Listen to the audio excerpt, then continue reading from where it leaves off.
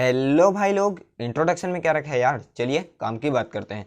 आज का जो हमारा टॉपिक है वो काफ़ी ही इम्पोर्टेंट है। टॉपिक का नेम क्या है? आइंस्टाइन का प्रकाश विद्युत समीकरण। आइंस्टाइन तो जानते ही होंगे, अल्बर्ट आइंस्टाइन। तो अल्बर्ट आइंस्टाइन ने 1905 में एक प्रकाश विद्युत समीकरण दिया था, उसकी स्थापना करेंगे आज। तो चलिए देखते हैं कि क्वेश्चन एग्जाम में किस टाइप से पूछा जाता है। क्वेश्चन आपको एग्जाम में इस टाइप से पूछा जाएगा कि प्रकाश विद्युत उत्सर्जन संबंधी आइंस्टाइन समीकरण की स्थापना कीजिए। या फिर क्वेश्चन इस टाइप से भी पूछ सकता है कि प्रकाश विद्युत उत्सर्जन आइंस्टाइन समीकरण half m v square is equal to h mu minus h mu naught की स्थापना कीजिए। ठीक, सबसे पहले मैं आपको बता दूं कि आइंस्टाइन समीकरण आखिर होता क्या है। आइंस्टाइन समीकरण होता है h mu minus mu naught is equal to half m v square maximum. ठीक, ये क्या है? गतिज ऊर्जा, ये क्या है? आवृत्ति, और ये क्या है? देहली आवृत्ति, और ये क्या है? प्लांक नियतांक। सबसे पहले मैं आपको कुछ बेसिक सी चीज़ें बता देता हूँ जो आपके लिए जानना आवश्यक है। सबसे पहले देखते हैं कार्यफलन। ठीक, कार्यफलन, कार्यफलन को दर्शाते हैं फाई नॉट से। कार्यफलन क्या होता है कि किसी धातु की सतह से इलेक्ट्रॉन उत्सर्जित होने के लिए आवश्यक न्यूनतम ऊर्जा को कार्यफलन कहते हैं और इसे फाई नॉट से दर्शाते हैं। ठीक, दूसरा अपन लोग देख लेते हैं, क्या देख लेते हैं? कार्यफलन हो गया। अब देखते हैं देहली आवृत्ति। देहली आवृत्ति, आवृत्ति तो आप लोग जानते होंगे, आवृत्ति को किससे दर्शाते हैं? म्यू से, लेकिन देहली आवृत्ति को दर्शाते हैं म्यू नॉट से। देहली आवृत्ति का परिभाषा भी सेम कार्यफलन के परिभाषा जैसा होता है। कार्यफलन में क्या था कि किसी धातु की सतह से इलेक्ट्रॉन उत्सर्जित करने के लिए आवश्यक न्यूनतम ऊर्जा को कार्यफलन कहते हैं। देहली आवृत्ति में क्या होगा? ऐसा ही सेम होगा, बस अंतर कहाँ आएगा? लास्ट में। इसका परिभाषा क्या होगा कि किसी धातु की सतह से इलेक्ट्रॉन उत्सर्जित होने के लिए आवश्यक न्यूनतम प्रकाश की आवृत्ति को देहली आवृत्ति कहते हैं। कार्यफलन, देहली आवृत्ति, और तीसरा इसी में आप समझ जाइए इलेक्ट्रॉन उत्सर्जन। इलेक्ट्रॉन उत्सर्जन मतलब किसी धातु की सतह से इलेक्ट्रॉन उत्सर्जित होने की घटना को क्या बोलते हैं? इलेक्ट्रॉन उत्सर्जन।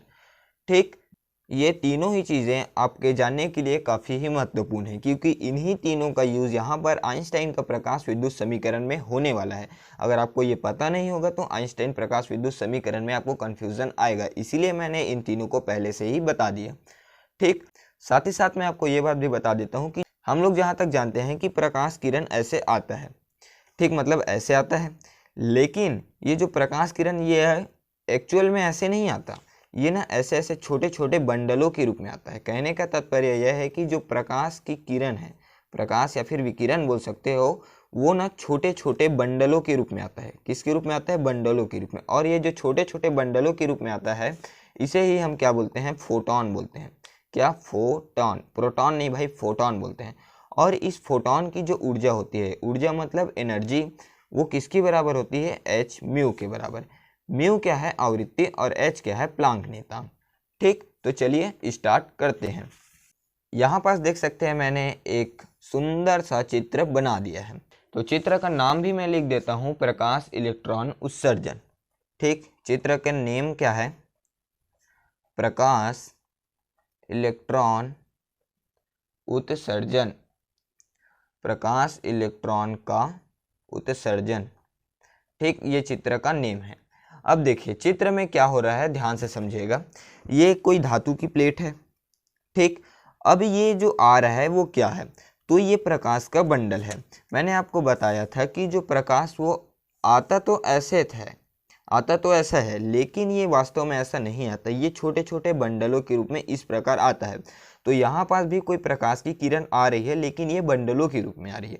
और जब कोई प्रकाश किरण मतलब बंडलों के रूप में ही आती है, और जो बंडलों के रूप में आता है इनको बोलते हैं फोटॉन। क्या बोलते हैं? फोटॉन। और फोटॉन की जो ऊर्जा होती है वो होती है E is equal to h mu. तो यहाँ पास ये जो आ रहा है धातु की प्लेट पर आपतित हो रही है, ये है फोटॉन, और फोटॉन की ऊर्जा एच म्यू होती है। तो यहाँ पास मैंने लिख दिया है एच म्यू। ठीक, इतनी बात आपको समझ में आ गई। अब देखिए यहाँ पास क्या होता है कि ये जो प्रकाश की किरण आती है, धातु की प्लेट पर टकराती है। अब धातु की प्लेट पर मुक्त इलेक्ट्रॉन रहते हैं। जैसे कि आप लोग जानते होंगे कि धातु पर मुक्त इलेक्ट्रॉन होते हैं। मुक्त इलेक्ट्रॉन मतलब क्या होता है कि जिस पर नाभिक का जो आकर्षण होता है वो कम होता है। ठीक, तो इस पर नाभिक का आकर्षण कम होता है मुक्त इलेक्ट्रॉन पर। तो ये मुक्त इलेक्ट्रॉन कहाँ रहते हैं? धातु की प्लेट पर। जब प्रकाश की किरण इस पर आती है तो ये मुक्त इलेक्ट्रॉन होते हैं जो उत्सर्जित होते हैं। तो हमने आपको बताया था कार्यफलन। इलेक्ट्रॉन उत्सर्जित होने के लिए आवश्यक न्यूनतम ऊर्जा को क्या बोलते हैं? कार्यफलन। तो यहाँ पास से जब ये मुक्त इलेक्ट्रॉन यहाँ से उत्सर्जित होकर जाएगा तो यहाँ से यहाँ तक का क्या कहलाएगा? कार्यफलन। ठीक, अब जैसे ही ये धातु की सतह से मतलब धातु की प्लेट से जैसे ही ये मुक्त इलेक्ट्रॉन निकलेंगे तो ये गति प्राप्त कर जाएंगे। तो गति प्राप्त कर जाएंगे तो इसलिए मैंने लिख दिया है गतिज ऊर्जा। गतिज ऊर्जा आप लोग जानते होंगे, 11th में पढ़े होंगे, हाफ mv², ये होता है गतिज ऊर्जा। तो चलिए इसका थ्योरी भी मैं यहाँ पास लिख देता हूँ। यहाँ पास मैंने इसका थ्योरी लिख दिया है।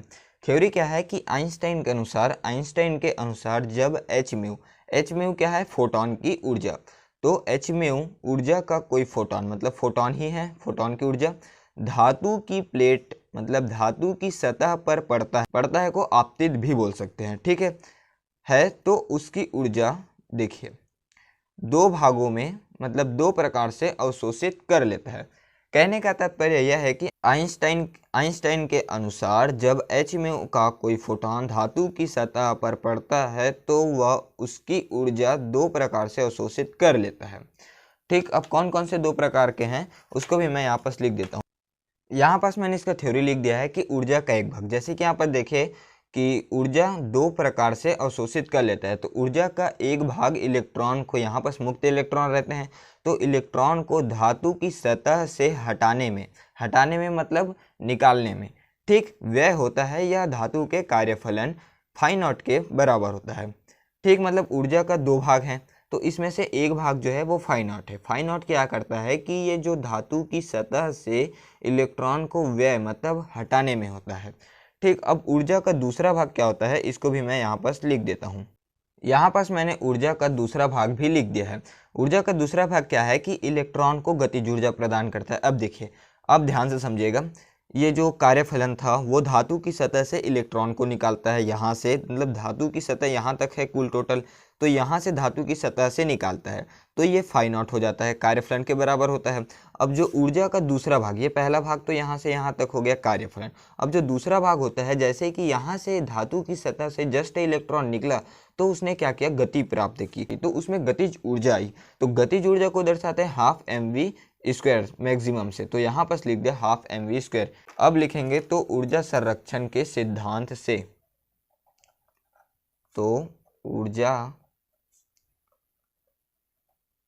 ऊर्जा संरक्षण के सिद्धांत से। अब ऊर्जा संरक्षण के सिद्धांत से क्या होगा कि ये जो फोटोन की ऊर्जा थी h म्यू, ये इन दोनों मतलब कार्यफलन और गतिज ऊर्जा के बराबर होता है।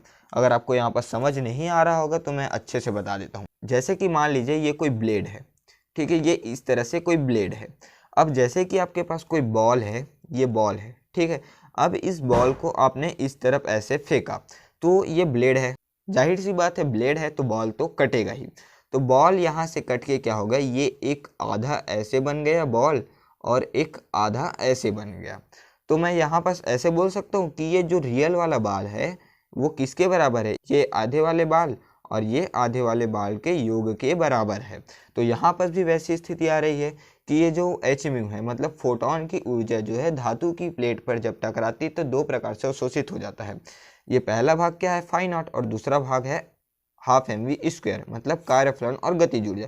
तो इसको भी मैं ऐसे लिख सकता हूँ कि h mu is equal to phi naught plus half mv²। तो ऊर्जा संरक्षण के सिद्धांत से फोटोन की ऊर्जा कार्यफलन और इलेक्ट्रॉन की गतिज ऊर्जा के बराबर होता है। यहाँ पास मैंने लिख दिया। तो ऊर्जा संरक्षण के सिद्धांत से जो फोटोन की ऊर्जा है वो कार्यफलन फाई नॉट और गतिज ऊर्जा हाफ mv² के योगफल के बराबर होता है। ठीक, ऊर्जा संरक्षण के सिद्धांत से क्या हुआ कि जो फोटोन की ऊर्जा है वो कार्यफलन और गतिज ऊर्जा के योगफल के बराबर होता है। तो फोटोन की ऊर्जा क्या है? h mu. तो h म्यू किसके बराबर है? बोल रहा है कार्यफलन। कार्यफलन को किससे दर्शाते हैं? फाई नॉट प्लस किसके योगफल के बराबर है, किसके योगफल, गतिज ऊर्जा। तो गतिज ऊर्जा का भी लिख देता हूँ हाफ mv² मैक्सिमम। ठीक, यहाँ तक आपको समझ में आई बातें। अब इसके आगे ध्यान से समझिएगा। अब मैं क्या करता हूँ कि ये जो फाई नॉट है मैं इसको इस तरफ ला लेता हूँ। तो ये क्या हो जाएगा, h mu minus phi naught is equal to half mv² maximum. ठीक, अब क्या करते हैं, यदि फोटोन की आवृत्ति, यहाँ पास मैंने लिखा है कि यदि फोटोन की आवृत्ति को किससे दर्शाते हैं, म्यू से। यदि फोटोन की आवृत्ति म्यू धातु के देहली आवृत्ति, याद कीजिए मैंने आपको बताया था स्टार्टिंग में देहली आवृत्ति। देहली आवृत्ति मतलब क्या होता है, किसी धातु की सतह से इलेक्ट्रॉन उत्सर्जित होने के लिए आवश्यक न्यूनतम प्रकाश की आवृत्ति को देहली आवृत्ति कहते हैं। तो फोटोन की आवृत्ति म्यू देहली आवृत्ति म्यू नॉट के बराबर हो तो इस स्थिति में क्या होता है, तो उत्सर्जित इलेक्ट्रॉन की गतिज ऊर्जा शून्य होगी। कहने का तात्पर्य यह है कि half mv² is equal to 0, यहाँ पास मैक्सिमम लगा देंगे, इसके बराबर ये 0 होगा। तो यहाँ पास क्या होगा, ये जो म्यू है वो म्यू नॉट के बराबर होगा। तो यहाँ पास म्यू के जगह बस क्या आ जाएगा, म्यू नॉट। ठीक, तो इसको लिख देते हैं कि h म्यू था वो हो जाएगा म्यू नॉट, क्योंकि यहाँ पास आवृत्ति के जगह वो देहली आवृत्ति के बराबर होगा। तो h म्यू के जगह हो जाएगा mu naught minus phi naught, ये फाई नॉट क्या है, कार्यफलन, इज इक्वल टू गतिज ऊर्जा का मान शून्य हो जाएगा। तो यहाँ पर शून्य। अब गतिज ऊर्जा का मान शून्य क्यों हो गया, देखिए आवृत्ति अगर म्यू नॉट हो गई तो यहाँ पास से जो इलेक्ट्रॉन उत्सर्जित हुआ था तो वो गति प्राप्त किया था, तो गति ही प्राप्त नहीं करेगा, देहली आवृत्ति हो जाएगा। तो इस स्थिति में गतिज ऊर्जा जो हो जाएगी शून्य। तो यहाँ पास गतिज ऊर्जा, यहाँ पर देख सकते हैं ये गतिज ऊर्जा का मान हो गया शून्य, और म्यू के जगह बस अपन लोग रखे हैं म्यू नॉट। अब इसके आगे क्या करते हैं कि ये जो फाई नॉट है इसको इधर भेज देते हैं।